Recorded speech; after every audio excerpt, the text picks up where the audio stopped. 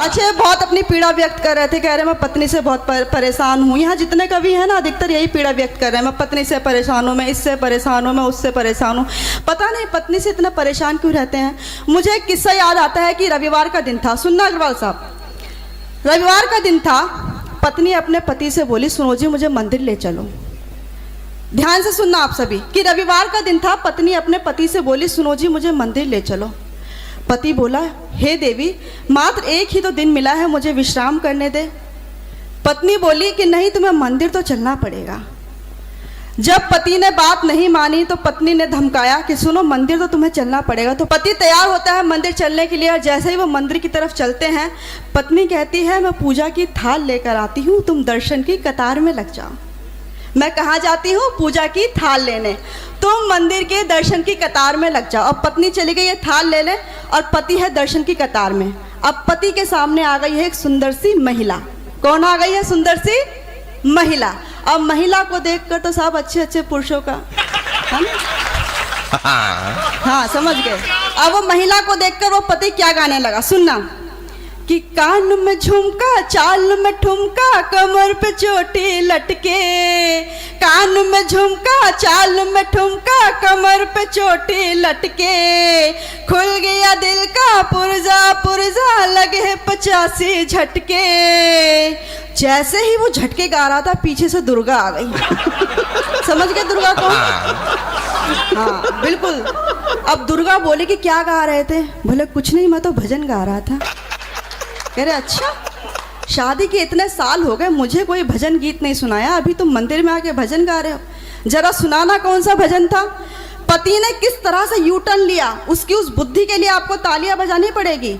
पति ने बोला अच्छा ठीक है, मैं आपको भजन सुनाता हूँ। और वो भजन क्या था, सुनना। कानों में झुमका, चाल में ठुमका, कमर पे चोटी लटके। मैया कमर पे चोटी लटके। कानों में झुमका, चाल में ठुमका, कमर पे चोटी लटके। मैया कमर पे चोटी लटके। जो कोई तुमको ध्यावे, जो कोई मैया जी को ध्यावे, मन नहीं उसका भटके।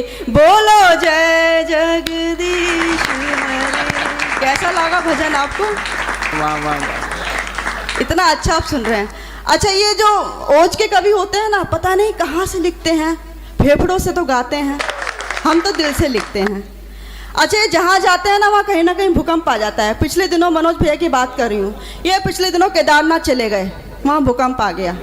उत्तराखंड चले गए, वहाँ भूकंप आ गया। मैंने कहा एक बार पाकिस्तान चले जाओ। बहुत बहुत अच्छा मन संचालन कर रहे हैं आदरणीय। बीच बीच में टोकने की इनको आदत है, लेकिन मैं इनको भी निपटाऊंगी। और मैं 4 पंक्तियां रखती हूँ, सुने। ना है मुझे मत निपटाना, मैं तो निपटाया हुआ हूँ। मेरा तो वैसे ही हालत खराब। ये मानेंगे नहीं, कह रहे हैं कि नहीं तो मुझे अभी निपटा। अब मैं निपटा दूँ उनको, सुने। ये बीच बीच में ना बोले, क्यों ना बोले कि तुम तो कोई सिक्का खोटा लगते हो, तुम तो कोई सिक्का खोटा लगते हो। बिन पैंदी का तुम एक लोटा लगते हो, बिन पैंदी का तुम एक लोटा लगते हो। उम्र तुम्हारी राम नाम है जपने की,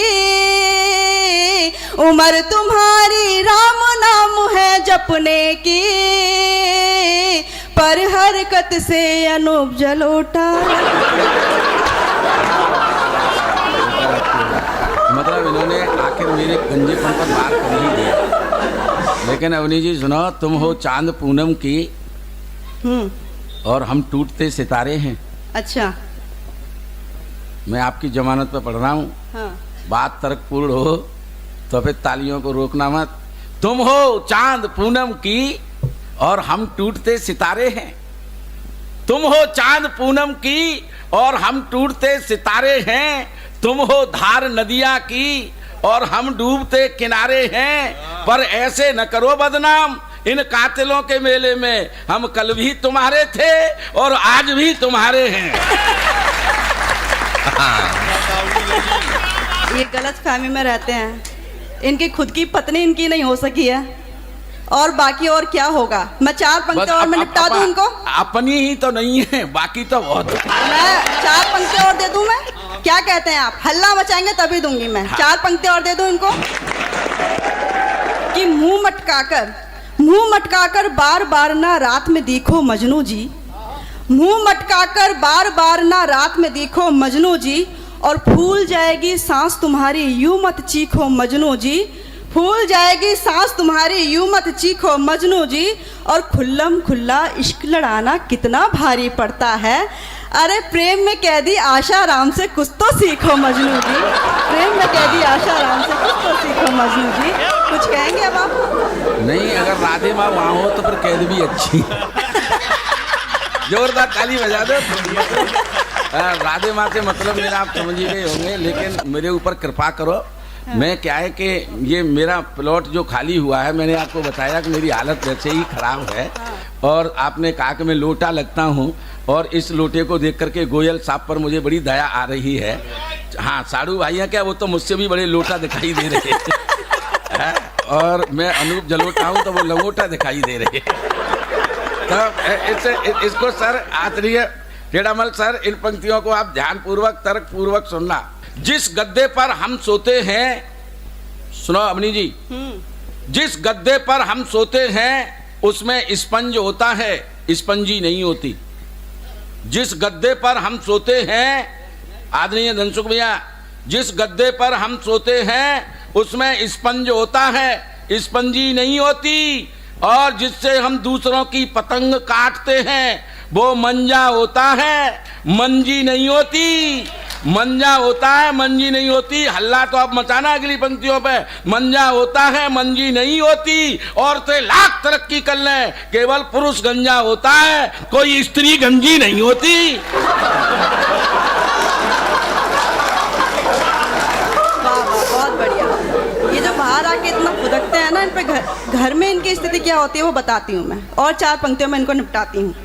कि घर से बाहर जब होते हो हर लड़की पर मरते हो, घर से बाहर जब होते हो हर लड़की पर मरते हो, अपनी चाहत के चर्चों में नहीं किसी से डरते हो, और सीना चौड़ा करके इतना भी इतराना ठीक नहीं, सीना चौड़ा करके इतना भी इतराना ठीक नहीं। हमें पता है घर पर तुम भी झाड़ू पोछा करते हो, हमें पता है घर पर तुम भी। नहीं, वो तो ये तो साफ दिखाई दे रहा है, ये पोछे का असर ही तो है। और आपका गंजा हो गया उनको, ये पोछे का असर है जो यहाँ तक पहुँच गया। यूं अंतर मन के उपवन को कभी मरुथल नहीं करना। वाह। जब समय आए तो प्रेम का इजहार कर देना चाहिए, लेकिन जब इजहार करते समय लगे कि यहाँ लठ बज सकता है तो पीछे हो जाना चाहिए। और यदि आपका फूल स्वीकार कर लिया जाए तो उसे कैसे निभाना चाहिए मैं आपको देती हूँ, सुने। वाह। यूं अंतर मन के उपवन को कभी मरुथल नहीं करना, यूं अंतर मन के उपवन को कभी मरुथल नहीं करना। हाँ, दिल की बात कहने में कभी तुम कल नहीं करना, यूं अंतर मन के उपवन को कभी मरुथल नहीं करना। हाँ, दिल की बात कहने में कभी तुम कल नहीं करना। जिसे तुम दिल से चाहोगे वो चाहत मिल ही जाएगी, जिसे तुम दिल से चाहोगे वो चाहत मिल ही जाएगी। अगर मिल जाए वो चाहत तो उससे छल नहीं करना, अगर मिल जाए वो चाहत तो उससे छल नहीं करना। हाँ, उससे छल नहीं करना, कभी तुम छल नहीं करना। और मैं प्रभु श्री राम के चरणों में एक गीत रखना चाहती हूँ। दद्दू कैसा? स्वागत है। मैं प्रभु श्री राम के चरणों में एक गीत रखना चाहती हूँ। इस गीत के साथ आपसे विदा लेती हूँ मैं। तो उनकी वन की यात्रा कैसी है, उनके श्री राम से प्रभु राम बनने की यात्रा कैसी है, वो गीत के माध्यम से रखती हूँ। आप सभी मन से सुनना। स्वागत। छोड़ के सुख जो राजमहल का जंगल जंगल घूमे थे, छोड़ के सुख जो राजमहल का जंगल जंगल घूमे थे। मात पिता के चरण जिन्होंने निज नयनों चूमे थे। छोड़ के सुख जो, छोड़ के सुख जो, छोड़ के सुख जो, राजमहल का जंगल जंगल घूमे थे। मात पिता के चरण जिन्होंने निज नयनों से चूमे थे। जिन्होंने वन की धूल को समझा, जिन्होंने वन की धूल को समझा कि माथे का चंदन है। जिन्होंने वन की धूल को समझा कि माथे का चंदन है। ऐसे मर्यादा पुरुषोत्तम प्रभु राम को वंदन है। जग के मर्यादा पुरुषोत्तम प्रभु राम को वंदन है। प्रेम दया करुणा का सागर राम तुम्ही में दिखता है। प्रेम दया करुणा का सागर राम तुम्ही में दिखता है। शत्रु भी इस बल के आगे नतमस्तक हो झुकता है। शत्रु भी इस बल के आगे नतमस्तक हो झुकता है। विजय प्राप्त कर किया जिन्होंने, विजय प्राप्त कर किया जिन्होंने, अहंकार का खंडन है। विजय प्राप्त कर किया जिन्होंने, अहंकार का खंडन है।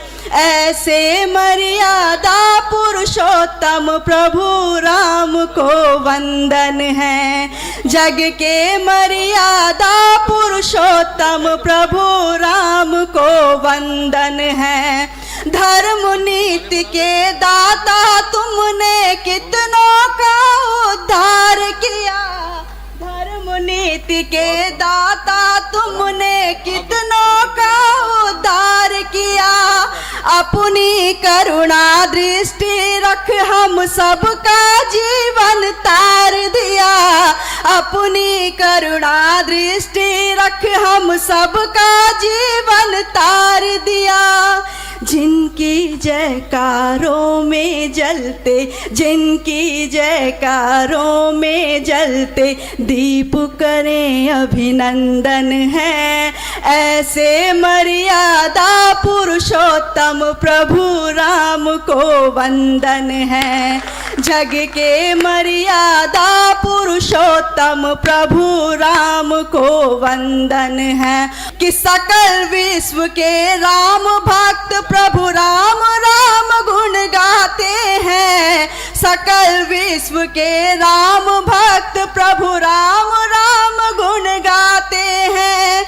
बैठ अयोध्या नगरी में अब राम लला मुस्काते हैं। बैठ अयोध्या नगरी में अब राम लला मुस्काते हैं। अंतर मन संवाद करे है, अंतर मन संवाद करे, ये भक्त प्रभु का बंधन है।